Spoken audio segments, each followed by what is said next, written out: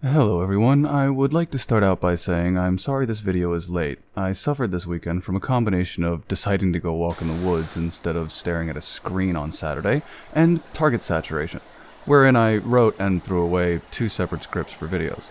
One about the Black Panther movie, or more precisely the insane reactions to it, but I figure just the BuzzFeed article along with a couple of the funnier quotes from the red carpet would be enough without adding to the hype of this movie. This movie is going to deal with a myth that if the white colonialists did not land in Africa, we'd still be walking in skins and chasing each other. This movie will prove we built the pyramids in Egypt. Will prove the Timbuktu libraries of the history of mankind is in Africa.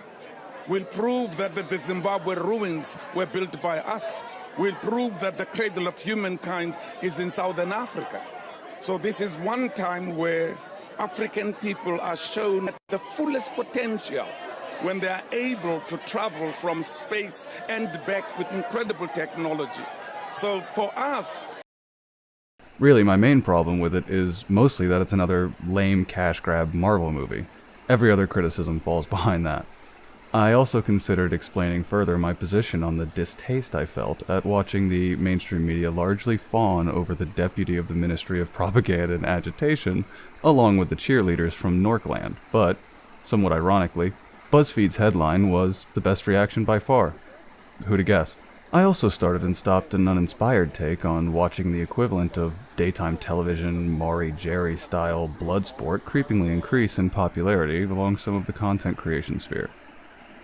But, again, who am I to judge, and frankly, the writing showed how very little I actually cared. But suddenly, I was inspired to talk about something I've been seeing happen with increasing speed in the social and political conversation. I'm not going to offer a ton of examples, specifically, or screen caps in an attempt to paint with a broader brush, and not seem deeply biased to one side or the other. I just want to express my concern and ask you to keep your eyes open for examples of this yourself. I think that this method is the best for things like this.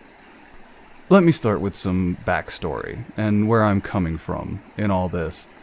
I grew up about as far left of center as one could in my area. In my youth, I was just as apt to be one of these mass crusaders and Antifa as any other path I chose. I was involved later in several permutations of the Occupy movement. I've been a dyed-in-the-wool leftist since I was capable of political thought, until slowly, and ironically after my incarceration, I realized that the left was leaving me and mine behind. They didn't care about the lower class, most of them, not at heart, except of course when it served to spite those they hated. This is not to say I moved to the right reactionarily or any such things. Most of my positions remain unchanged. I simply decided damn you both.